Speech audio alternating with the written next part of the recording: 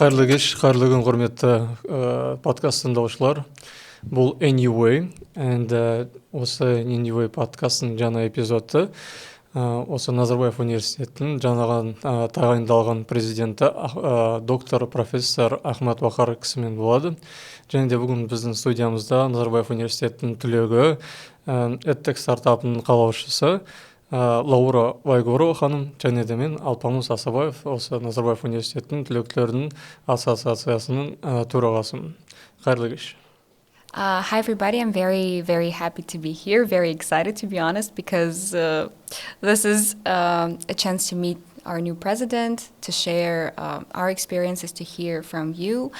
Hi to everyone who's watching us. Всем привет. Я надеюсь, что этот подкаст будет интересным, вовлекающим. Обязательно смотрите, подписывайтесь и ставьте лайки нам и нашему новому президенту. Dear guests, first of all, let me congratulate you and thank you on behalf of the community of Nazarbayev University, the current students, the alumni and staff, for you to choosing and to become, because it's the two-way road to become the president of this wonderful, I indeed believe that is a wonderful institution, and congratulate you on being appointed as a president of Nazarbayev University. So now you will be in charge of the best research institution in Central Asia, and I believe in wider Central Asia. Thank you once again for giving us an opportunity to talk to you. We will be one of the first alumni you'll be meeting, and hope that others would even exceed that what we will achieve today and what we will talk today. Thank you very much. Welcome to Kazakhstan. Thank you very much indeed. I am greatly honored to be here. It is a fantastic university. You probably know that my previous role was as the Chancellor or President of Abu Dhabi University. Abu Dhabi University was exactly the age when I joined it that Nazarbayev University is today. So it was a 13-year-old institution. And there are great similarities between Abu Dhabi University and here. Like Nazarbayev University, it was a young university. It was precocious. It was cheeky. It was ambitious. And it had achieved against the odds. Nazarbayev University, I knew about it. When I was at Abu Dhabi University, I had hired people from here. I hired a dean from here. So I knew its reputation as an up-and-coming university which was built to act as a model for Central Asia, not just for Kazakhstan, Central Asia, to model the kind of behavior and the standards and achievements that you would want to see elsewhere within Kazakhstan and in the broader region. In my last job, so I left my last job in February of last year, thinking I've had enough. I'm retired. So I went back home and I was going to do two things. One was I was going to grow vegetables. And we have a fantastic vegetable garden. My wife is now looking after it. Not as well as me, though.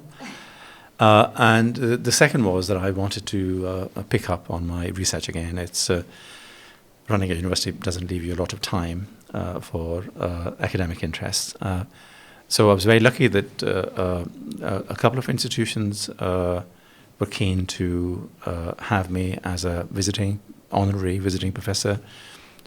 So I have a visiting professorship at the London School of Economics in social policy. It's a fantastic department of social policy with some absolutely brilliant world-class researchers. And likewise, I also have interest in sociology, and University of York, where I used to work, were kind enough to invite me to become a visiting professor there. So the idea was that I'll grow vegetables and I will undertake research and I will write.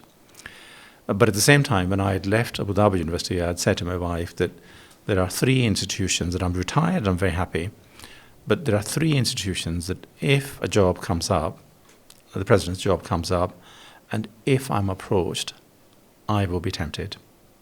And this was one of them. Wow, that was a very lucky coincidence for us and for you, I guess. A very long process.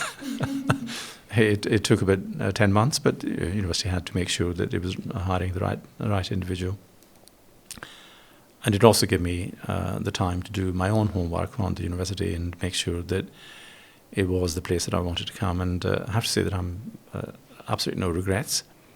I'm delighted that I'm here. I'm hugely impressed. And the most impressive thing for me actually is the students.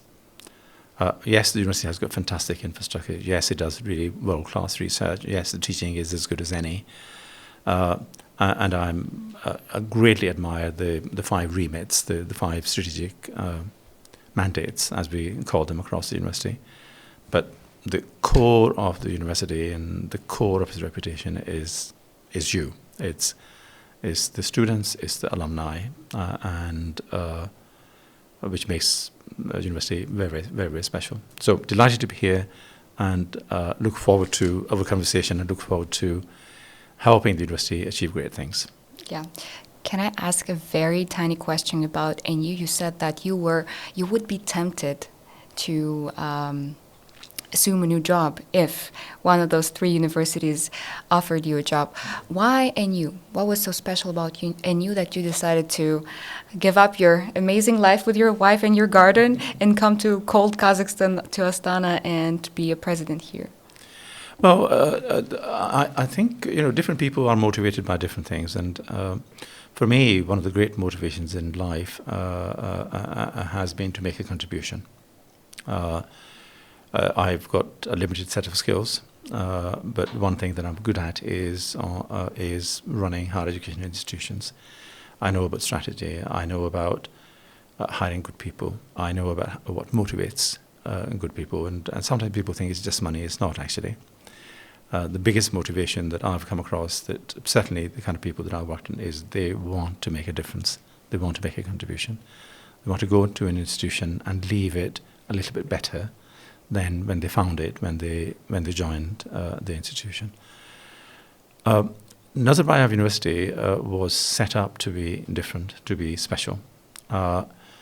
And one can look at the history of the country and say, well, they could have done this thing better, or that thing could have been done differently, and so on. But the people who set up the university, but even before the university was set up, showed a lot of vision. It's a very young country, very, very young country. But look at the pace of development, look at the infrastructure, look at the roads, look at the cities, look at the cleanliness, right? It doesn't behave like a very young country. It behaves like a mature, sophisticated, civilized country, which is going to go places. But what was particularly impressive for me was that the leadership of the country recognized that if you're a new country and if you want to go places, you would only go places if you have talented people and if you invest in their development. So there will be a lot of countries which would be twice the age of Kazakhstan, 3-4 times the age of Kazakhstan, where there has been no development of talent, no investment in schools, no investment in universities. And initially, of course, what Kazakhstan did was they said, all right, we don't have the infrastructure. What we're going to do is identify really talented people.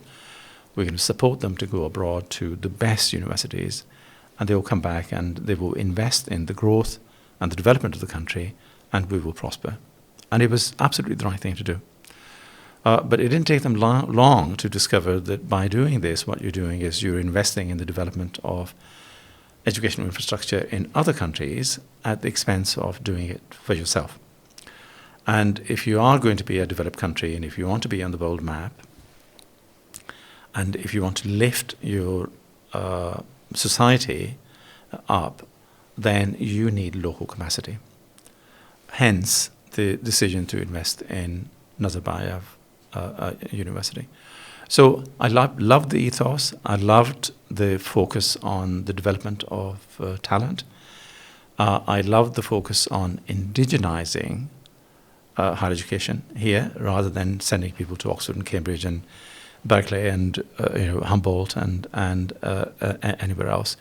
But also I loved the fact that there was this confidence that we can be as good as any. And I think the model which was developed here for Nazarbayev University, that it would have these 5 remits, 3 of them in common, with any other self-respecting, research-intensive university, world-class teaching, great research, and taking knowledge and turning it into innovation and helping economy and society, right? So those three remits are common to pretty much any research-intensive university across the globe. What makes it particularly unique and particularly special for me is the other two remits, or are the other two remits. The remit for the university to lead in higher education reform by modeling what a good university ought to be like. You know, the academic freedom, the quality of research, the quality of teaching, the quality of the faculty that you hire, how you administer a university, how you set up a student governance and engage them in the governance of the university. All those things are novel for many universities, not just in Kazakhstan, but in the region. So have a university which is here, which is also linked to amazing institutions abroad, gives you a model that other universities can emulate. But in addition, to formally train others, colleagues from other universities, to engage them in research and to improve their research skills, to quality publications, quality of citations, and so on. And so that's the fourth mandate. And the fifth mandate is equally important. Any country, it's a middle-income country, is going to have health problems. It's never going to have enough money to build shiny hospitals here, there, and everywhere else. But also, shiny hospitals don't do the job for you. You know, you need good primary care infrastructure. You need basic healthcare provision and knowledge so that people can take self-care of themselves. A lot of elderly people, disabled people are looked after in the family. You need mechanisms to support the family to provide that care without paying too heavy a price for it. So the fifth mandate that university has is to work as a catalyst for health services reform. And I think those five mandates make this a very special university, very close to the kind of things that I'm interested in and very close to the kind of contribution that I want to make. So I'm sorry, it was a long answer. But it's a great answer. Yeah, thank you. I love, first of all, what I love about Professor Ahmad is first of all, you've already been into the lecture on International Development 101, so that money don't buy you a quality or the result, that people are not going for the money. Second is that the institutional quality and the institutional memory heavily influences what you have currently. And several other things on the developmental studies and everything. Thank you for understanding the context, first of all, because this particular university cannot exist out of context in this country, because it's indeed special. It is indeed special, and we have not only you, but the government also have high hopes Absolutely. and expectations from this university. And we ourselves as a benchmark, not only for the country, but also for the region. As you did your research on the region, Uzbekistan, some other countries already following the steps of the NU and creating similar think tanks, universities, institutions. So that is a good sign, I think, to the extent. And indeed, we need someone who has enough portfolio of the developmental studies, not only as the institution, not only as the research institution, but also, as you said, establishing a flow of the internalization, the staff, the quality, and the financial part of the university and everything. So that's a lot, because the university is not just a university. We have the NIS, intellectual schools, we have School of Medicine, as you mentioned yourself, the healthcare and everything. So that's a huge complex, and we are glad to have such a professional, and we thank you that you chose out of three. You had us in your mind, and you chose us. It's a privilege. Thank you very much. And for someone, if we divide the university and the students by levels, could you please give us any advice or tip for someone who is now going through the foundation and now has to declare their major? what would your recommendation be? How to choose the profession or the specialty you would love and which will serve you later in your life? A very simple answer: follow your passions. I think a lot of people think that I am.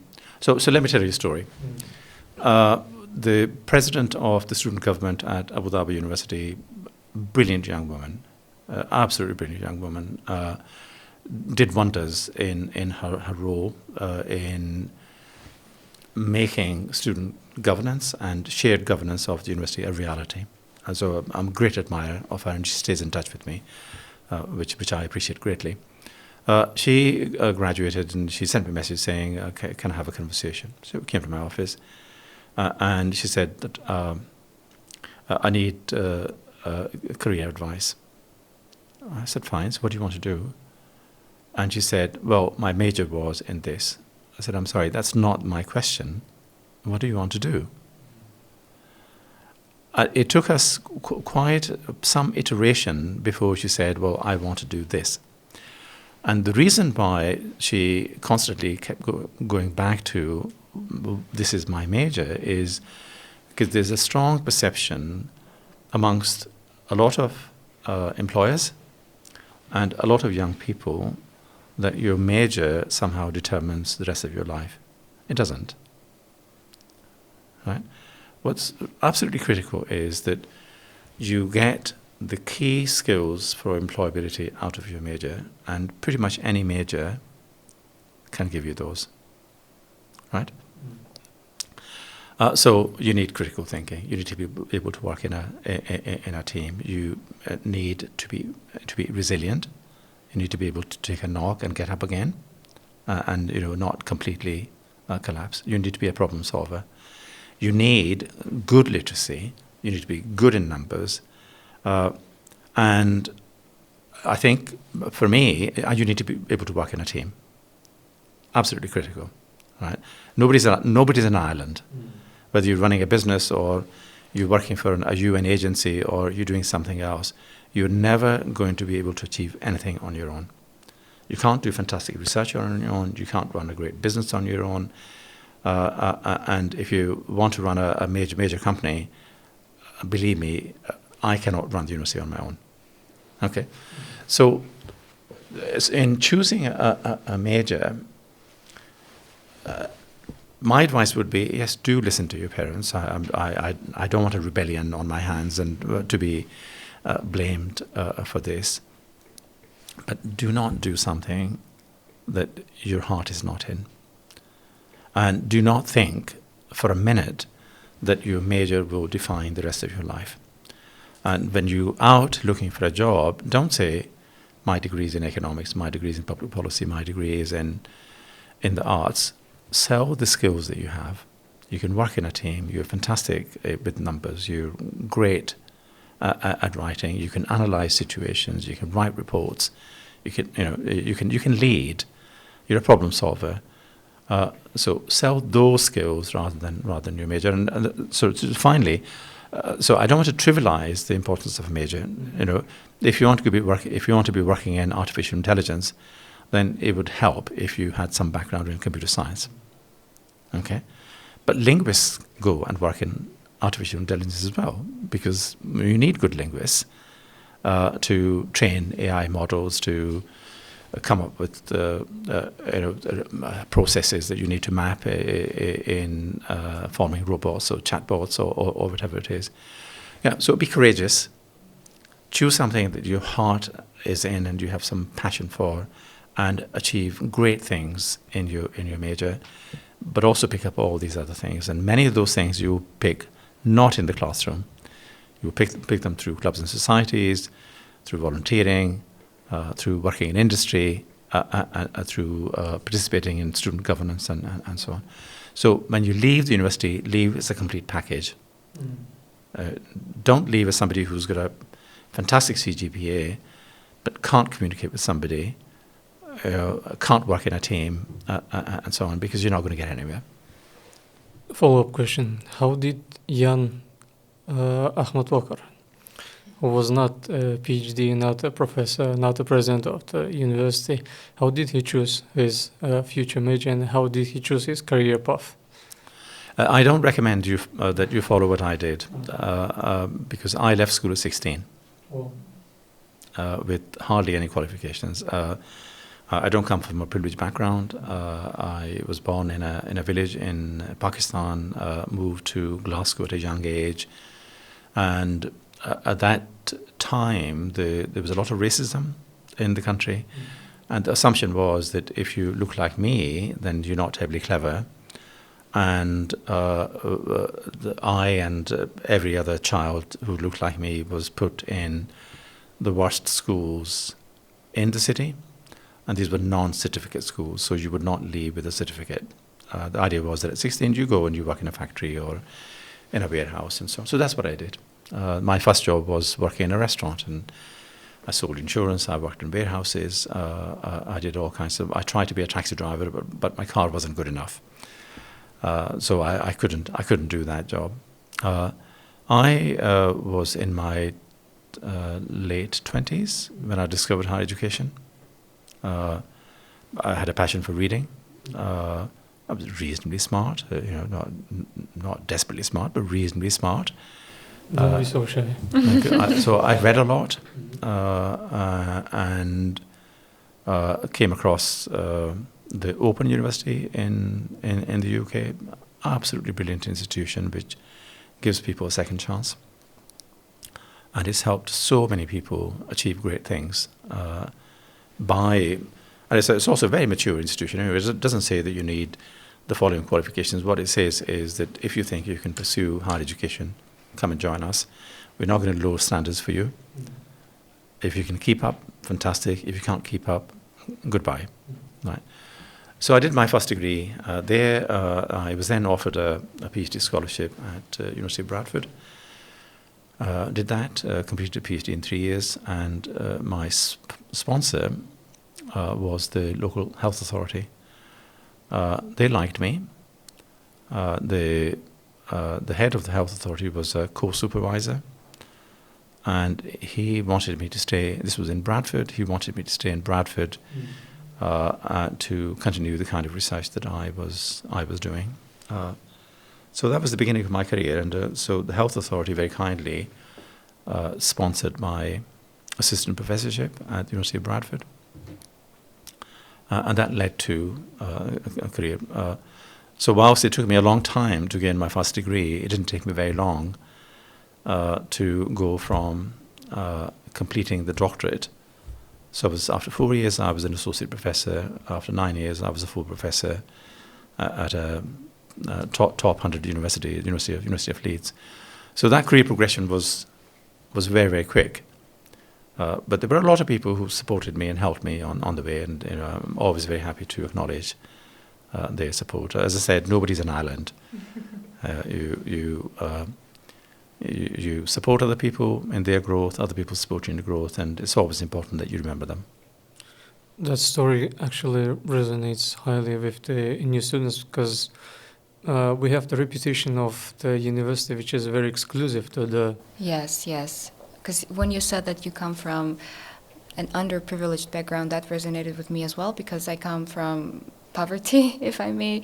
I lost my dad when I was 3, and I only had my mom. Then she went bankrupt, and I literally had to work my way through in order to secure myself a place in life. And that was through education, because if it wasn't for NU and for the possibilities, opportunities that NU provided me with, I wouldn't be here and I wouldn't be who I am today. And your story is truly inspiring, and I think it's very thought-provoking too, because there will be people watching us thinking, oh, maybe that person comes from wealth, or maybe that person comes from privilege, from generational wealth where everybody attends Harvard and Stanford and all of that, because these are the kinds of assumptions people make. And it's great that you shared the story, because, wow, I'm truly impressed. Well, thank you, and I'm impressed by the fact that you made a life for yourself, and great credit to you and to your mother. Yeah, and my grandmother. and your grandmother. Yes. Yes, that was indeed a resonating issue, because one of the things we are trying to raise awareness about is the NU not being as selective, not in terms of the wealth, prestigiousness, yes, and we are not enrolling not only that we are not enrolling kids coming from the wealthy families, from the elites or anyone, but we are merit-based university, so Sure. we accept only those whose academic performance or the achievements outside or within the university life meets the requirements of which we are demanding from the kids, from the young professionals who are coming to the university. And why did you decide to pursue a career in the academia? Because I have heard a statement that those who have a very free spirit either becoming politicians or academicians, because those are the only two places where you're allowed to speak and to move the masses and to influence the public. Well, I don't know if it was a particularly well thought out decision on my part. After graduating, the first job that I took was as a social worker working for the local authority in Oxford.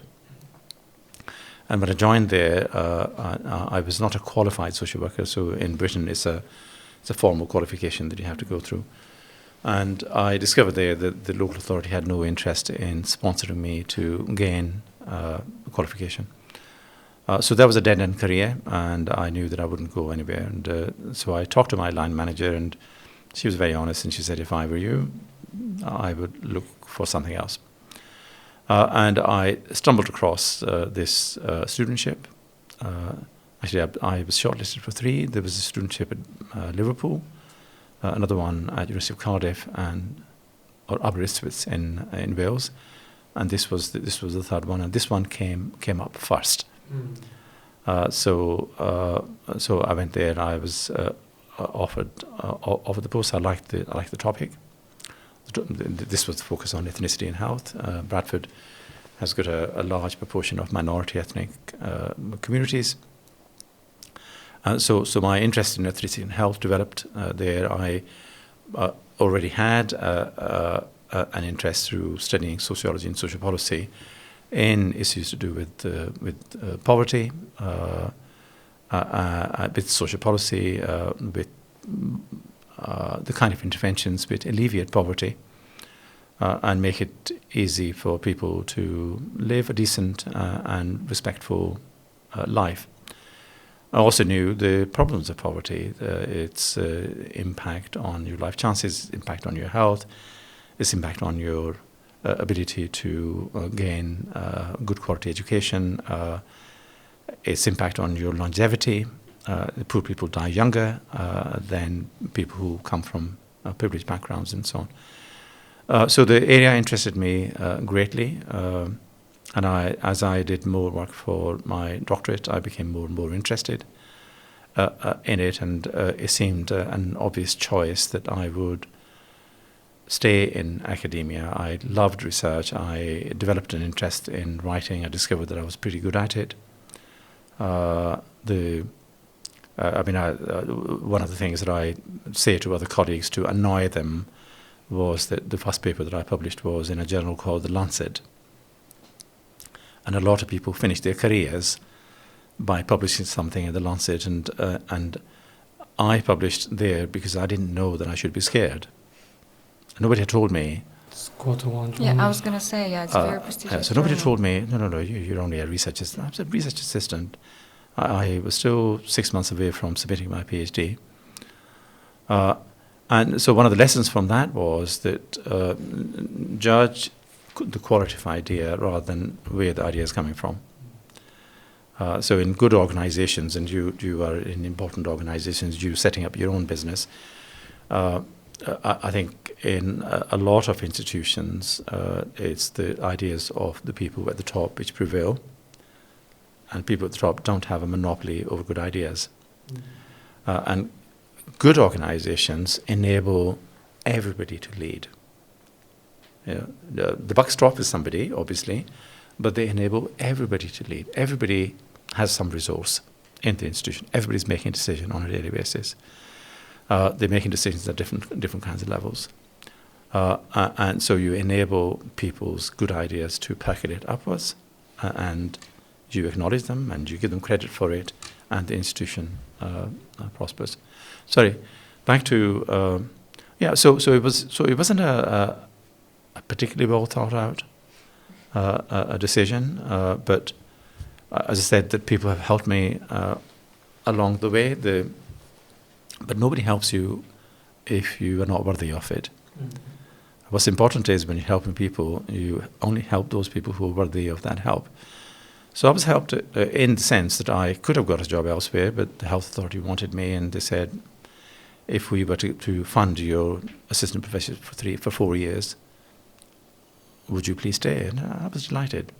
So I did good work there, and then I moved to University of York, University of Leeds, and elsewhere. Thank you. Well, we are not in Downing Street or not at a PMQ, but still, a new person comes, and Kazakhstan way of saying a new person, a new strategy, new vision, and everything.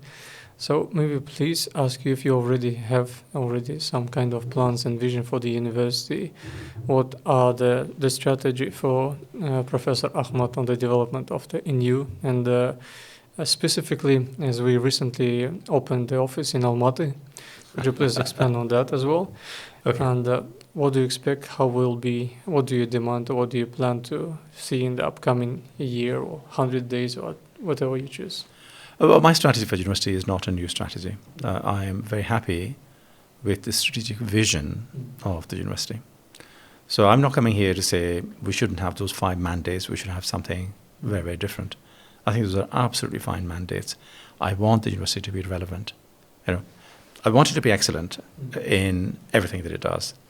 I want it to have world-class research undertaken by great scientists across the board, engaging students in knowledge creation.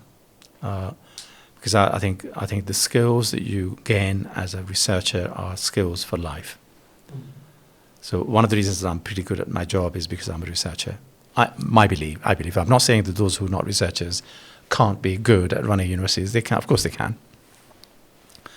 But being a researcher gives you a certain set of skills: how to ask questions, how to think of strategy, how to devise methods for achieving something, how to evaluate whether you have reached there or not. Right?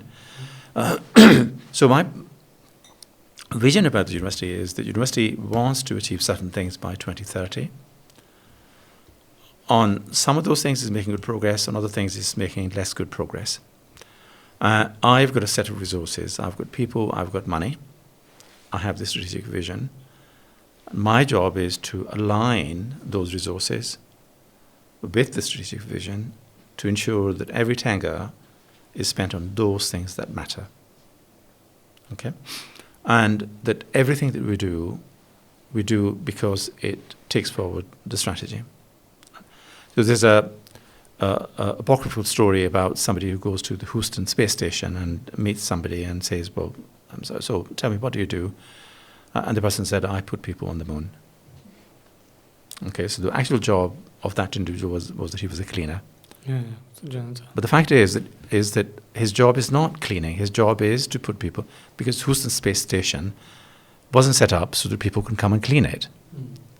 It was set up to put people on the moon. And I think for universities, they need to have this sense that everybody in the university needs to know that their job is the delivery of those 5 mandates.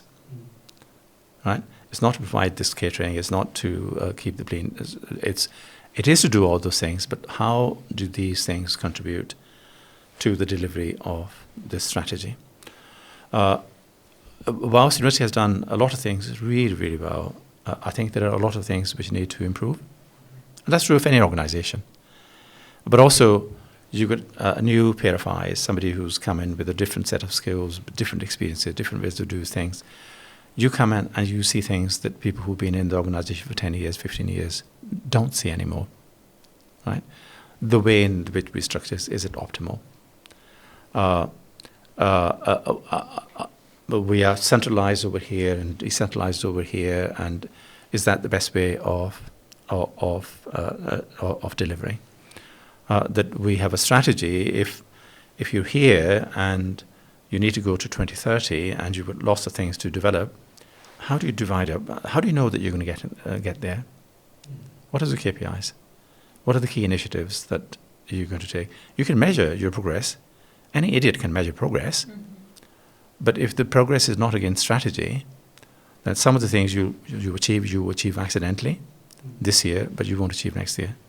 So how do you take your strategy and say, right, if we've got 6 years to get there, what do we need to achieve in year 1, in year 2, year 3, year 4, to be absolutely certain that we're going to achieve our strategic goals, the 5 strategic goals. So I want the university to be outstanding. I want it to stand on its own feet. We're 13 years old. We want different kinds of partnerships with institutions where there's respect for us, and the partnerships are not hierarchical. I don't want a Western university, although I come from the West, to tell us, little university over here, this is how you do things. Because we have maturity, we have excellence, we have good people. So I want us to enter into partnerships with world-class universities as equals. Where they make a contribution, we make a contribution. Whether it's in joint programs, or it's a collaboration in research, or it's development of innovation, or it's student exchange programs, and so on. I absolutely do not want a hierarchical, colonial-style relationship. We want people to respect. Personalizing and everything. Sorry?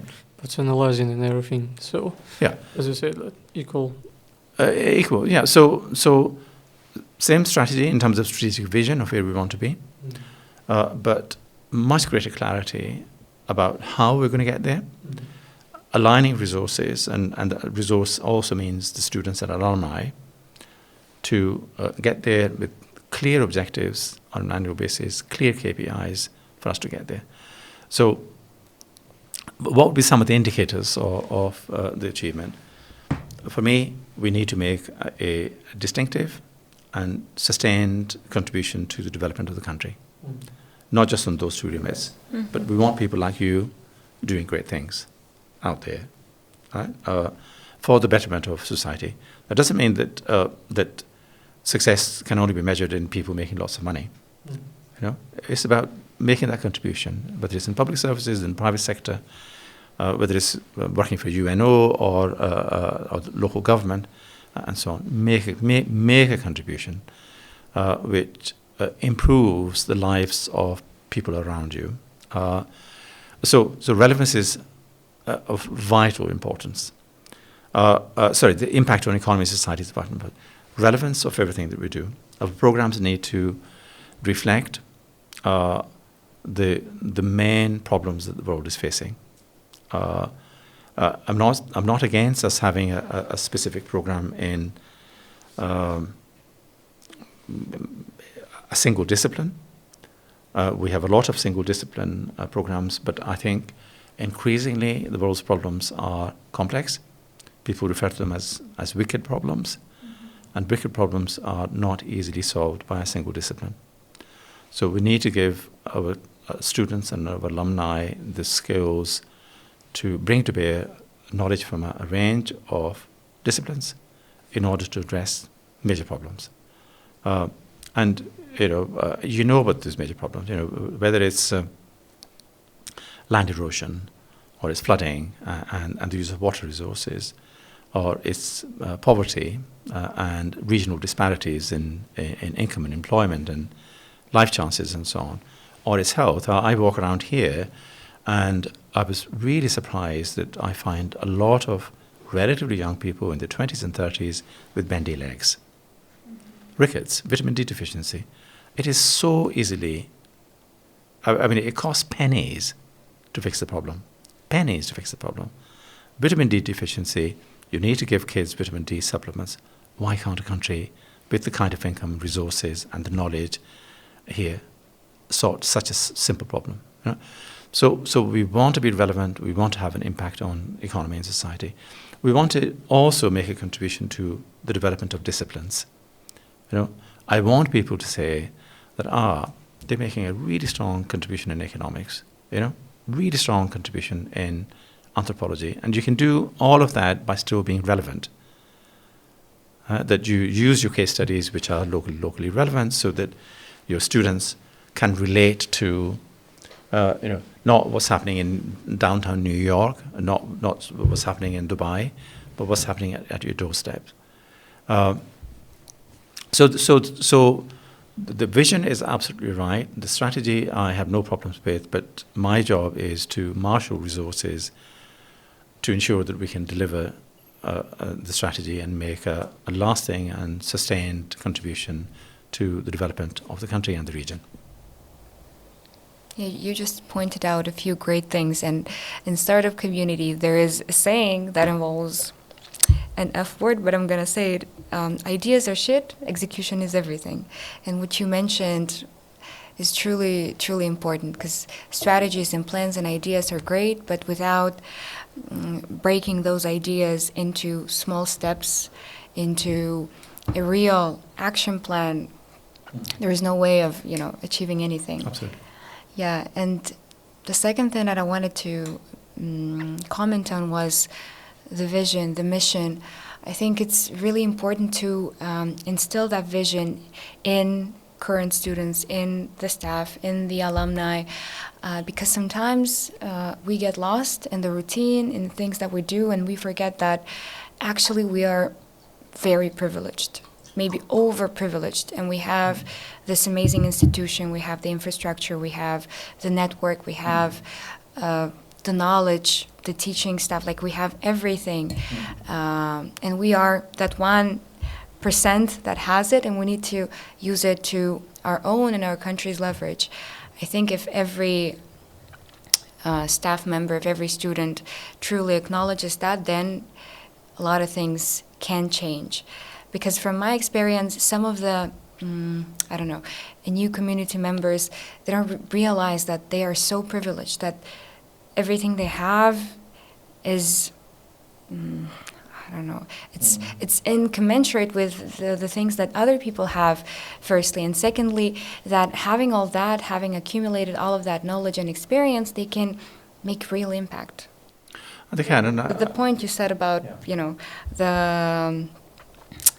the guy who was mopping the floors, but then he was believing that he was sending people to the moon, right? Very, very simple thought, but I think we need that at most right now, because we need to remember that we are able to make this big contribution, and we are able to make the change that we want to see. And instead of complaining and saying, like, finding excuses, it's time for us to start executing.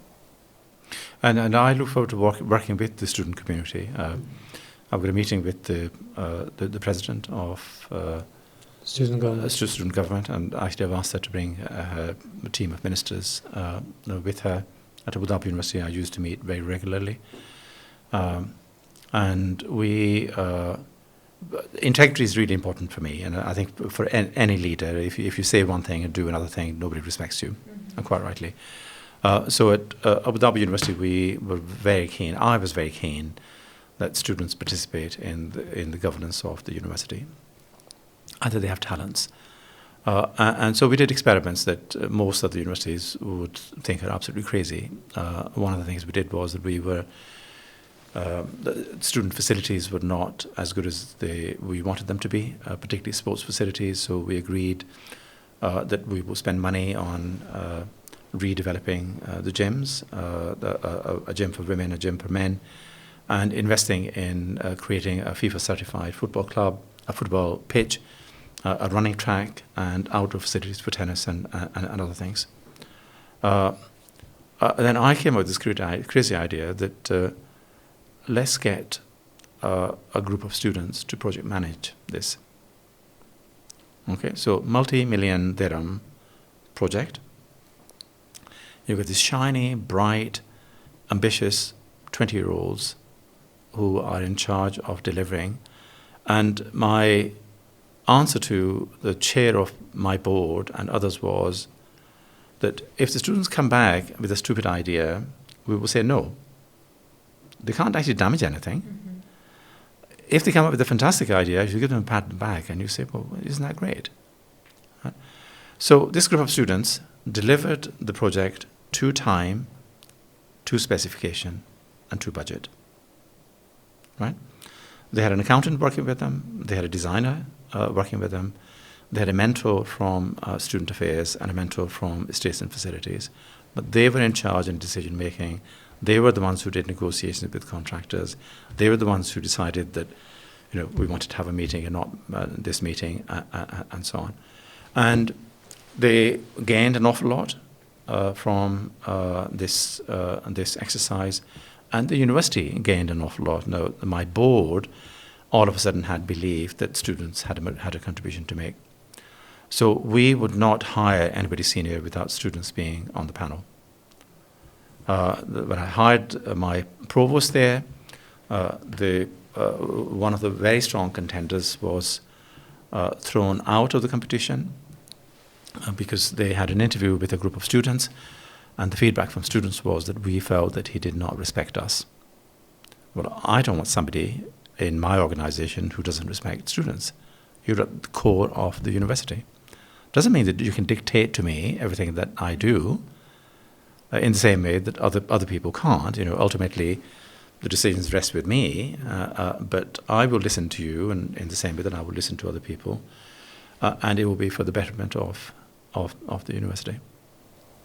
Wow.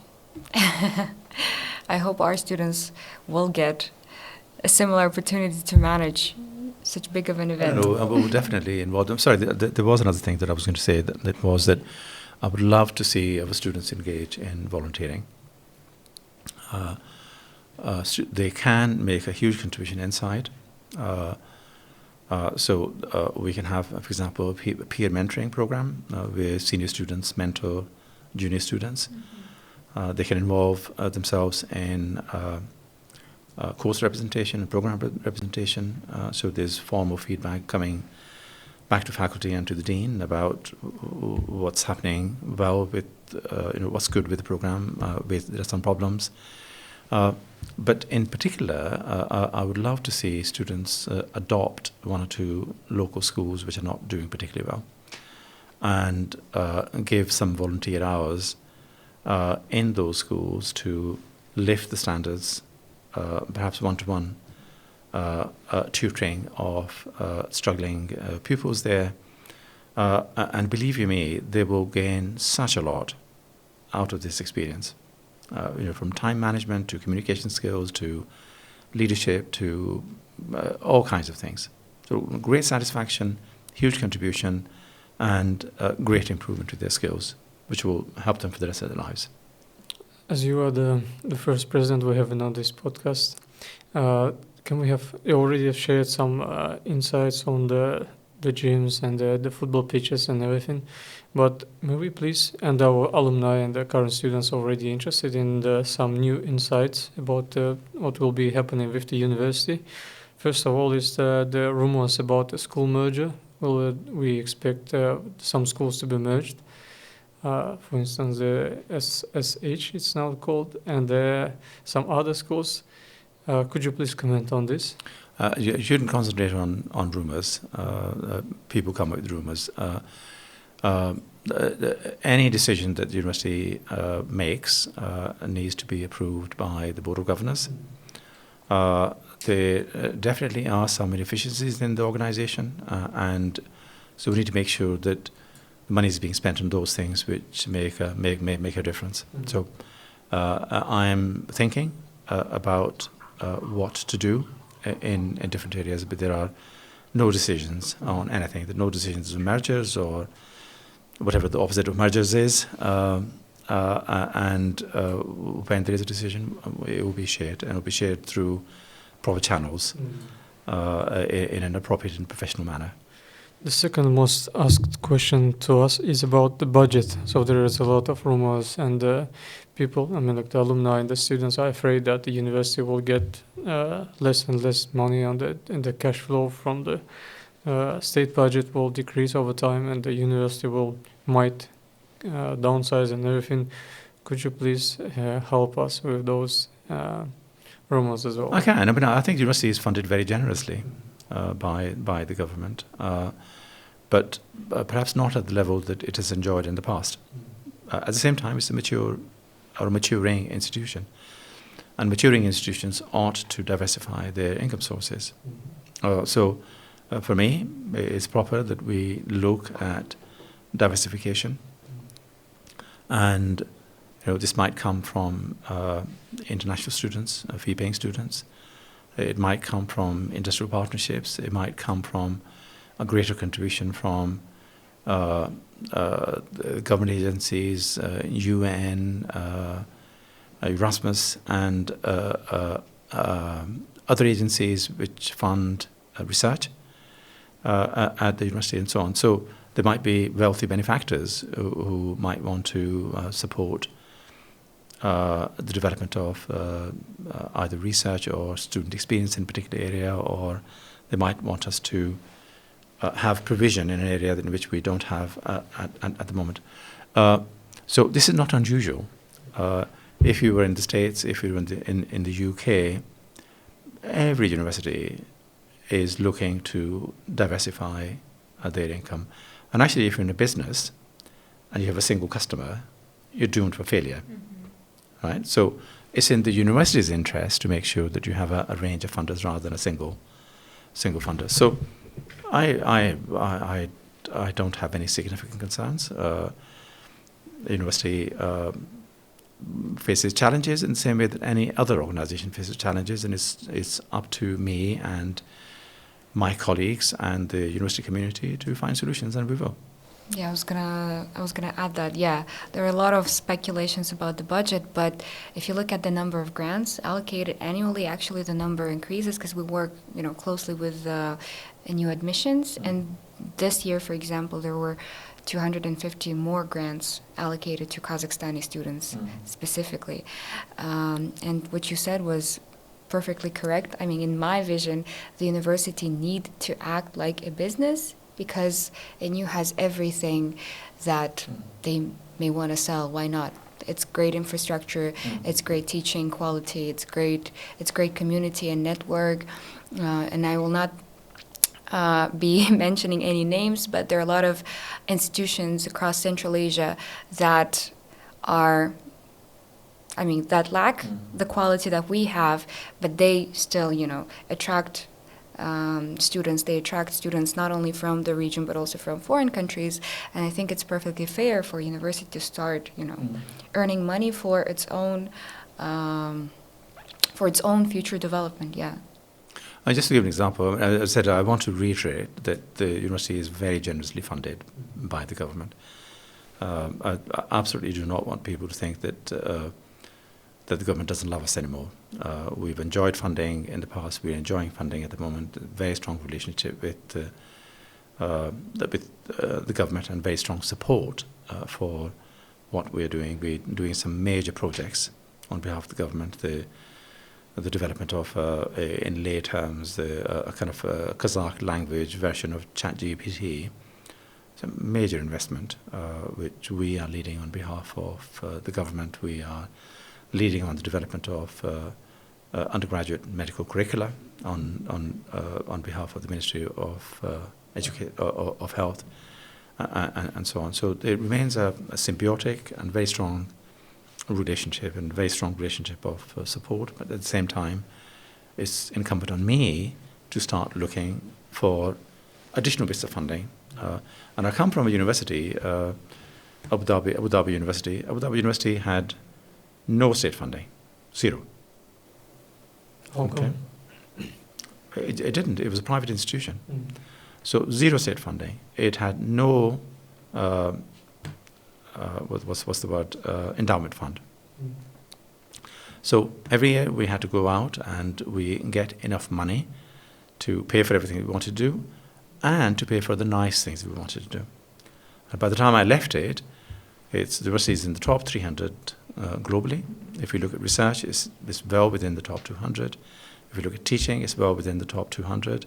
If you look at its citations, it's in the top 150 or so globally. In the Arab region, it's ninth. In the UAE, it's joint first. Okay?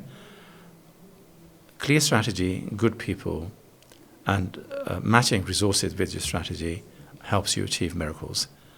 And that's what we're going to do here at Nazarbayev University. And what are the differences between education systems in the UAE, I mean the UK, because you mentioned that you did your PhD and your undergrad in the UK, and in Kazakhstan, or at NU in particular? Probably more similarities than differences, or similarities that academic excellence is academic excellence. The relevance of what you do applies there as it does here. In Abu Dhabi, we wanted to make sure that our programs were making a contribution, our research was making a contribution. We were not interested in doing esoteric experiments in something just for the sake of publishing a paper. So probably more similarities than differences, but there are differences.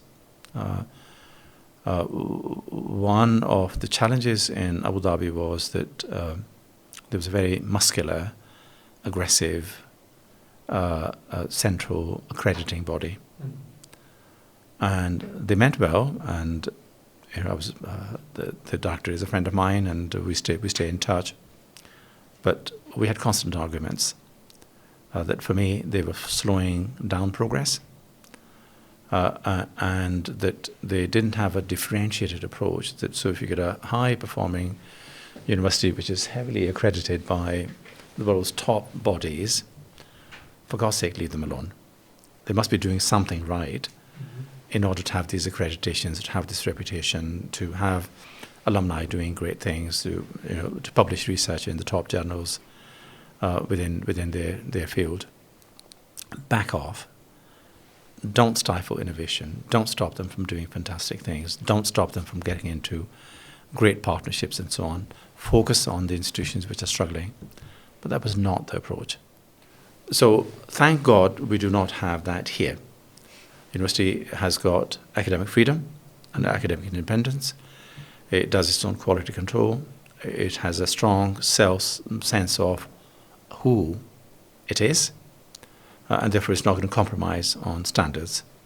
But it means that if we want to launch a program, we can launch it quickly, putting in all the safeguards, because if you launch a program, you can't just willy-nilly launch it. You want to make sure that the structure, the learning outcomes, the coherence of the program is such that in 4 years' time, the program would be ready for accreditation by a major US or European or some other body. But it gives you that speed, it gives you that nimbleness, it gives you that freedom that what the country needs is people who have got fantastic education in cybersecurity, in artificial intelligence, in development leadership, and you don't have somebody in a central accredited unit saying, no, I don't think we should have that. I mean, who the hell are you to tell us that you can't do it? So there are similarities between here and in the UK. You have that academic freedom. The institutions make their own decisions.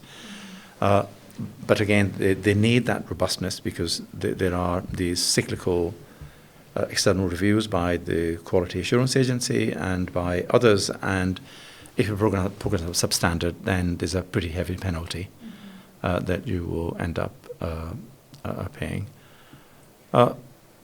So I don't know. There's not a full answer, but I'm happy to elaborate. But that's probably enough. Yes, thank you. I have two questions. First, where do you see our alumni? So what is the level which you will be satisfied with? Like if you will see someone, a new alumni becoming the UN Secretary General or the Prime Minister, is it the moment when you'll say, yes, we did it? Oh, I have no doubt that there will be people who will achieve those things. And there are a lot of indicators that people with the know-how and the courage and the tenacity, people like you who are setting up their own businesses, it takes a lot of courage. Because the chances are that most people who set up businesses will fail. That's the reality. But the good ones will get up again. and they will have another try, and the second time they will do better. They might fail again, and they'll get up again, right?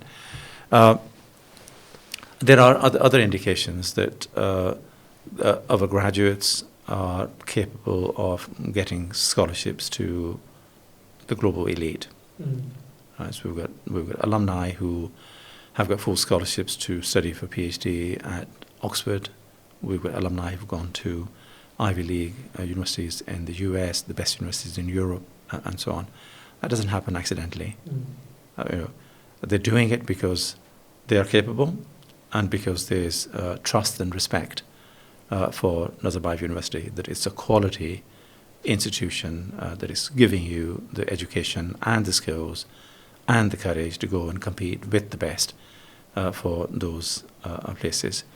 We already have people who are getting into not the most senior roles in government, but deputies. We have somebody who I think recently has been appointed as a Deputy Hakim. Exactly. I was about to say that. We have MPs. Our MPs. We have our alumni who have gone to become rectors and deputy rectors of universities. All those things are indications that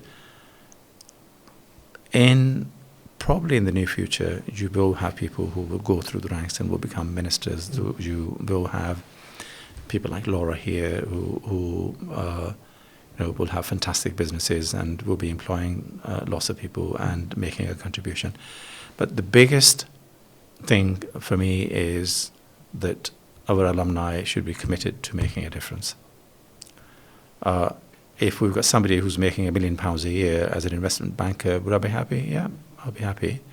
But I'll be so much happier if there's somebody who sets up a social enterprise as one of our alumni, Molan, has done inside Cafe Kunde. Kunde Cafe, yeah. What a fantastic setup. Absolutely brilliant. And you can see that it's respected, that whenever you go there, there's a queue. People respect it, not just... Now, Cafe Kunde is not going to succeed if it sells you rubbish food, if the service is awful. Okay? So people will make compensation that has got people who have challenges in their lives, but they still have to provide excellent service, they still have to provide best quality food, and they still have to provide value for money. Right? So no compromises there. So my hope is that most of all, that our alumni would be committed to making a difference wherever they go. Shout out to Maulen for Kunde. Yeah. I was going to add something to your question.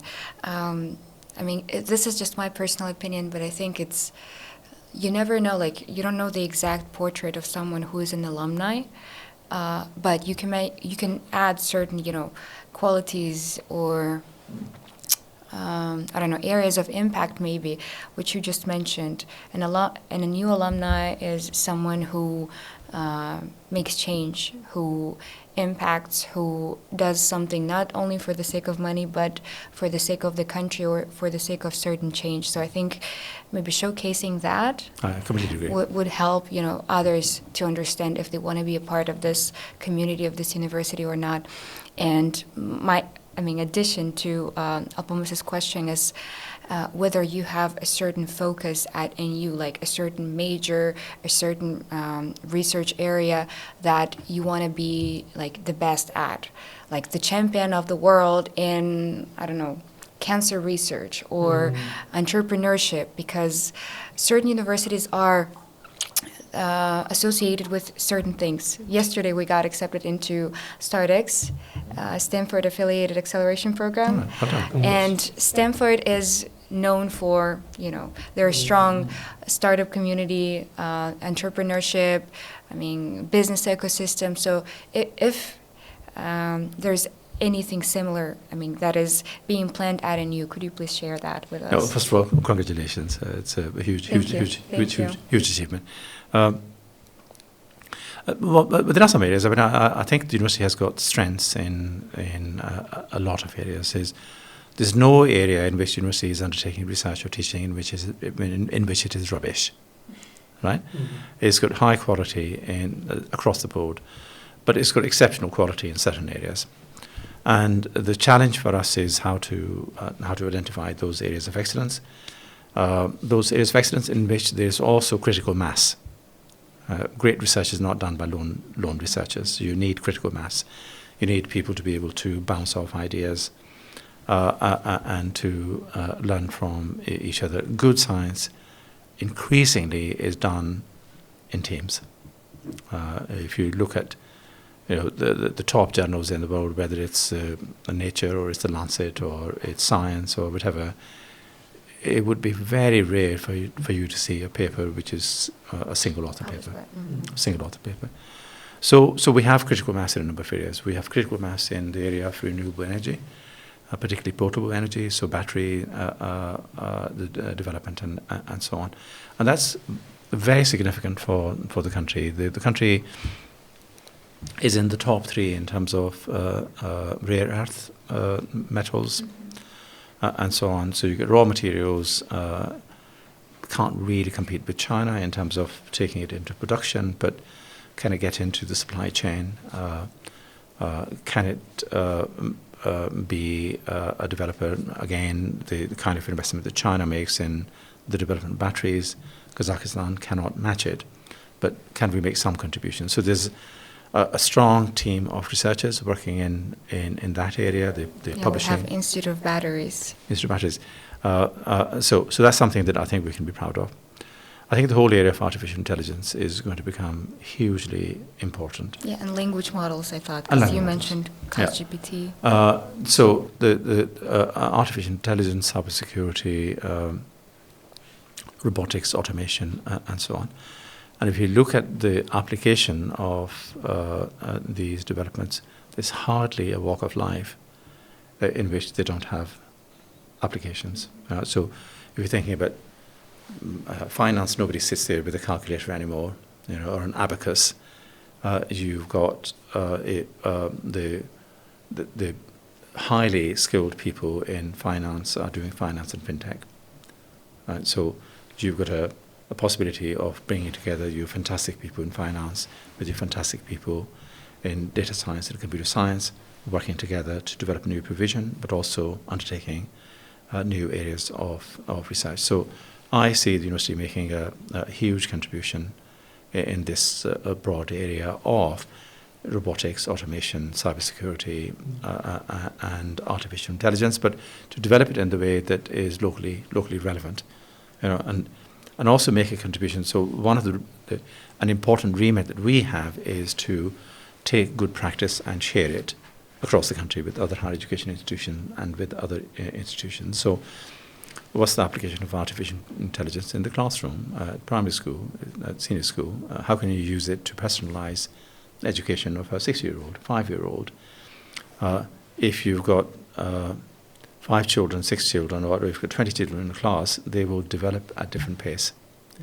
Why do all of them have to take exams at the same time?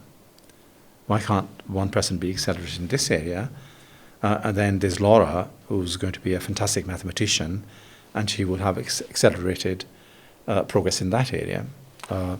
And can we not, if we do that, can we not allow people who have got fantastic skills in a particular subject to take those final exams at the age of 10 or 12, and then have time to do other fantastic things, to develop other interests and so on.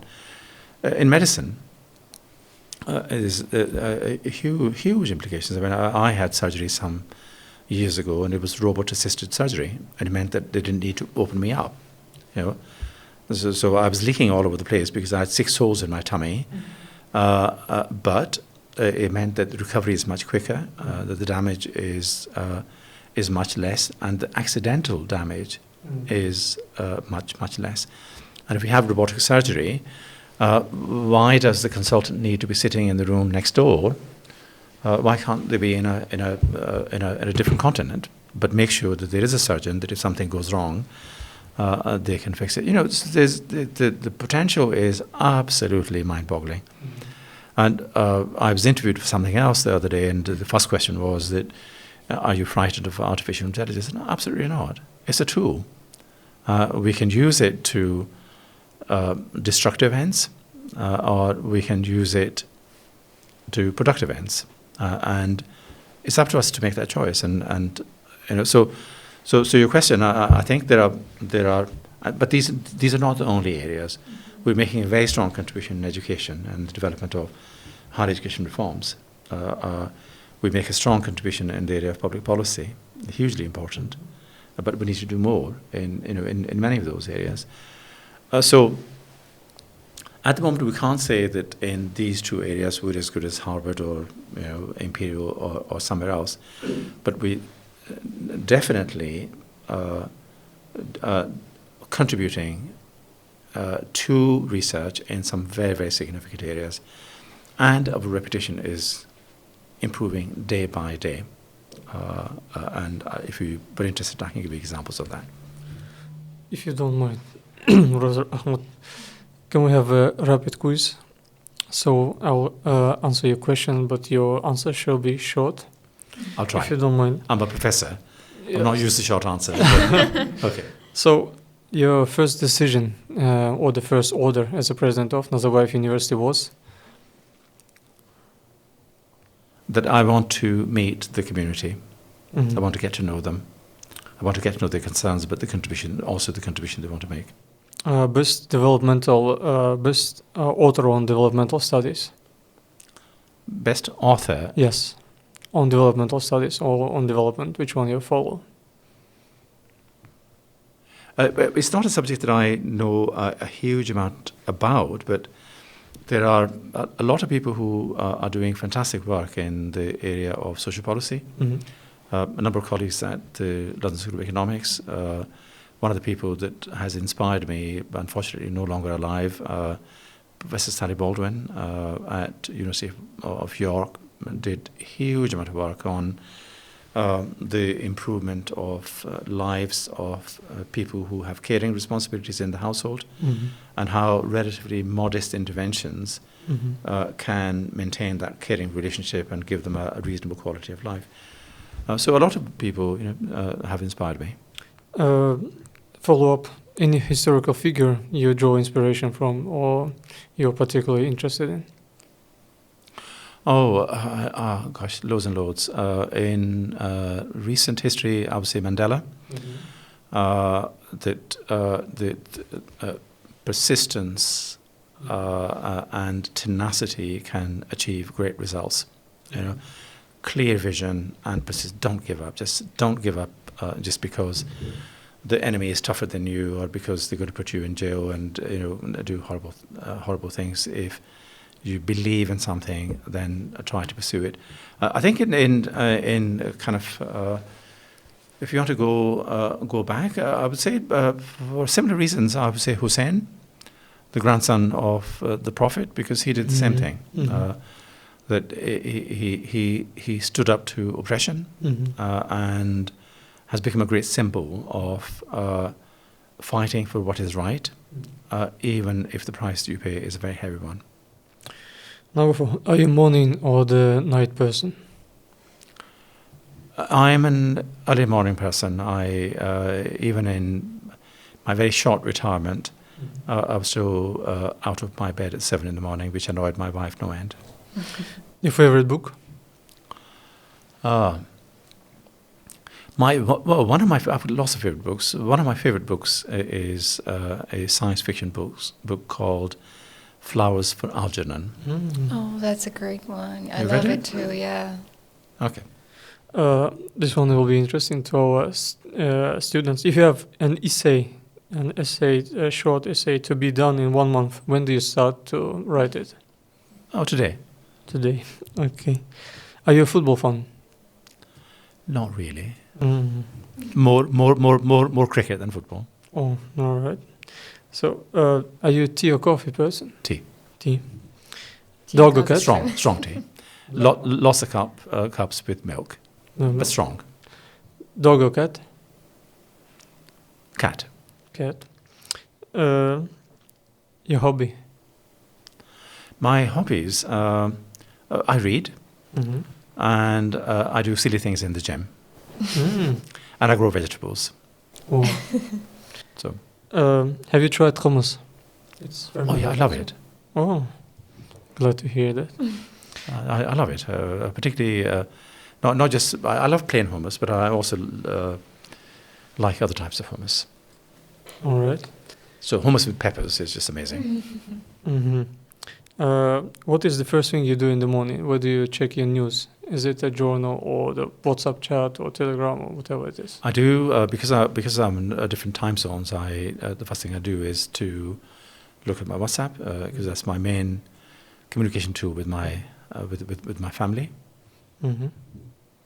So, do you watch movies, the films? Since coming here, I haven't had the time. Mm.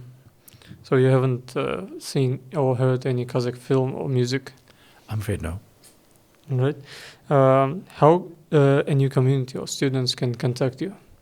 Do you have any blog or? President at NU dot something. So somebody would know. Do you have a message? What is your motto or quote, which is your quote for life? Well, about three. I was asked this question before, and I said excellence, because without excellence, you're wasting your own time and everybody else's time. Integrity, walk the talk. If you say something, deliver it, and community.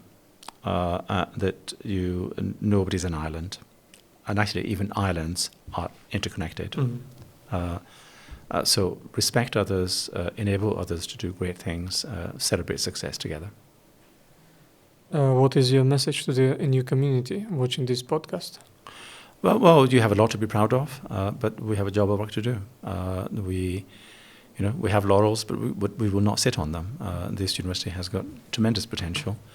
We can only achieve it if everybody is committed to achieving it. And my job is to, like a head of an orchestra, my job is to make sure that all the players come together and make fantastic music. So we together are going to achieve great things for the university and for the country. And when someone from the new community sees you for the first time, how shall they address you? Or they welcome you? Or greet you? Well, a lot of people refer to me as president. Mm-hmm. And I'm very happy. If I was in the UK, I'd be very happy if somebody wanted to call me by my first name. Mm-hmm. I know that here there's ideas about respect and so on. So if they're comfortable, call me Waqar. If they're not, call me Professor Ahmad or Dr. Waqar or President. So practically everything works? Everything works. All right, that's it from my side. Yeah, great. I have one last question that I wanted to ask. What your message would be to new upcoming students who are just getting ready for their college applications and wants to study at NU? I think prepare well. The entrance into the university is incredibly competitive. So do your best. Have the right exam results so that you can get into the university, but also try to develop as a rounded individual. You're not going to succeed simply on the basis of a piece of paper. You will succeed because you are interesting, because you're tenacious, because you're a problem solver, that you can work with people, that you can lead, and alongside that you've got a piece of paper from the university which is going to be globally respected. If you have that combination, then the sky's the limit. You're going to achieve great things, and you'll be proud of what you've achieved, and we'll be proud of what you achieve. And what are you looking forward to hearing in students' essays? Because in Kazakhstan, a lot of students, they struggle with writing their college application essays, and NU requires one for every program. What would you want them to write in those application essays? Because there are a lot of topics, and they struggle with those. I don't know enough about what is required, but if the essay was a bit like the UCAS system in the UK. Yeah, it's something in between. Like it's very, it's more like the Common App essay for the American universities. Well, I would say that you need to come across as an interesting individual. It would be good if you can demonstrate some interest for the subject that you want to study, but nobody's expecting you to be an expert. It's much more about a genuine interest, and you have a reason for that interest. But alongside that, nobody wants to work with a robot. Come across, see how you can come across as an interesting individual. Even if you're a loner, you can be interesting. You can have interesting hobbies. You can have interesting achievements. You can have interests, which would be exciting. So, but come across as genuine. You don't need to pretend to be something that you are not. Nobody in the university wants you to pretend to be something that you're not. Be yourself. Be genuine in what you want to express, and the best of luck. Great. Thank you. Thank you, Professor Ahmad. Thank you, Laura. Thank you, everyone who spent their time watching and listening to this podcast. It was our pleasure to host you today, and we wish that even warmer welcome will be waiting for you at Nazarbayev University, and the students and the alumni will be great to have you and see you and have an opportunity to talk to you and share their thoughts and ideas. You are indeed a role model for all of us, and we hope that we will meet your expectations. Thank you very much, and as we Kazakhs say, thank you, Rahmat. And Rahmat as well from me, and I'm hugely impressed by both you and by the students and alumni that I've met so far, and thank you for this opportunity. Thank you. Bye-bye.